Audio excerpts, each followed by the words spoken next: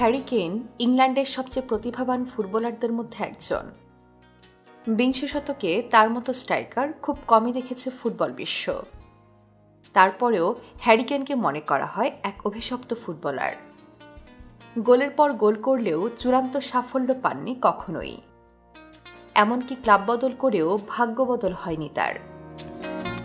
তাই কেন হ্যারি কেনকে অভিশপ্ত ফুটবলার বলা হয়, আজকে আমরা সে গল্পই শুনব।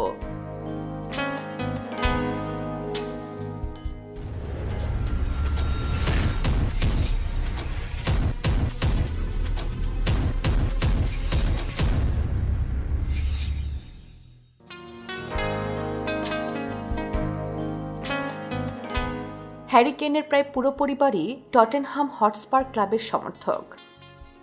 তাদের বাসা থেকে টটেনহাম স্টেডিয়ামের দূরত্ব ছিল মাত্র 15 মিনিট। হেঁটে হেঁটেই এই দূরত্ব পার হয়ে স্টেডিয়ামে খেলা দেখতে যেতেন পুরো পরিবার। তাই ছোটবেলা থেকেই টটেনহামের ভক্ত হিসেবে বড় হয়ে ওঠেন হ্যারি কেন। মাঠে যখন পরিবারের সাথে খেলা দেখতে যেতেন, তখন থেকে স্বপ্ন দেখতেন ক্লাবটির জার্সি গায়ে একদিন ফুটবল বিশ্ব মাতাবেন তিনি। হ্যারি কেনের সে স্বপ্ন পূরণ হতে বেশি দেরি হয়নি। 11 বছর বয়সেই হ্যারি কেন টটেনহামের একাডেমিতে সুযোগ পান। এরপর তাদের যুব দলগুলো পেরিয়ে ইংল্যান্ডের বিভিন্ন ক্লাবে লোনে খেলতে যান তিনি।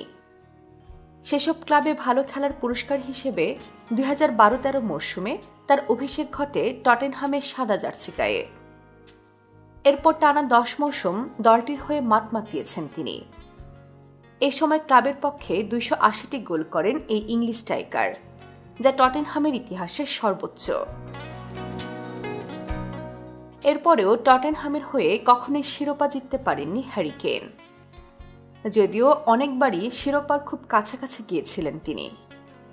দুর্দান্ত খেলে 2015 সালের লিগ কাপের ফাইনালে তুলেছিলেন টটেনহামকে, কিন্তু ফাইনালে তারা 2-0 গোলে হেরে যায় চেলসির কাছে। এমনকি শিরোপা জয়ের খুব কাছাকাছি গিয়েছিলেন 2019 সালের চ্যাম্পিয়ন্স লিগেও। তবে ফাইনালে লিভারপুলের কাছে হেরে সেটিও হাতছাড়া হয় তার। 2021 সালের লিগ কাপের ফাইনাল খেললেও নিষ্প্রভ হ্যারি কেন দলের জন্য কিছুই করতে পারেননি, ফলে তার দল আবারও হেরে যায়। এমনকি হ্যারি কেন জাতীয় দলেও এক আফসোসের নাম। বিস্ময়কর ব্যাপার হলো, ইংল্যান্ডের ইতিহাসে তিনি সবচেয়ে বেশি গোল করা ফুটবলার এবং 2018 সালের রাশিয়া কাপে সর্বোচ্চ গোলদাতাও হয়েছিলেন তিনি। কিন্তু তার ট্রফি কেস শূন্যই রয়ে গেছে। দুর্ভাগ্যজনকভাবে 2018 বিশ্বকাপে সেমিফাইনালে ক্রোয়েশিয়ার কাছে হেরে বিদায় নেয় ইংল্যান্ড। এরপর 2020 সালের ইউরোতে ফাইনাল খেললেও ইতালিকে হারাতে পারেনি থ্রি লায়ন্সরা। এছাড়া 2022 বিশ্বকাপের কোয়ার্টার ফাইনালে ফ্রান্সের বিপক্ষে পেনাল্টি মিস করার মাশুল দিয়েছিলেন টুর্নামেন্ট থেকে বাদ পড়ে।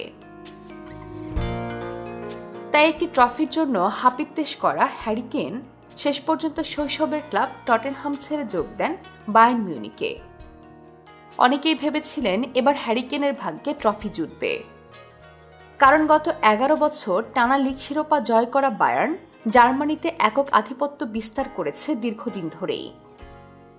তবে বিস্ময়কর ব্যাপার হচ্ছে, দীর্ঘ 1 দশকেরও বেশি সময় পর এই মৌসুমে লিগ শিরোপা হাতছাড়া করেছে বায়ার্ন মিউনিক। অথচ 2 বার বুন্দেসলিগার সর্বোচ্চ গোলদাতা হ্যারি কেন লিগে গোল করেছেন 30টিরও বেশি। এই কারণে বলা হচ্ছে বায়ার্নেও লেগেছে হ্যারি কেনের অভিশাপ।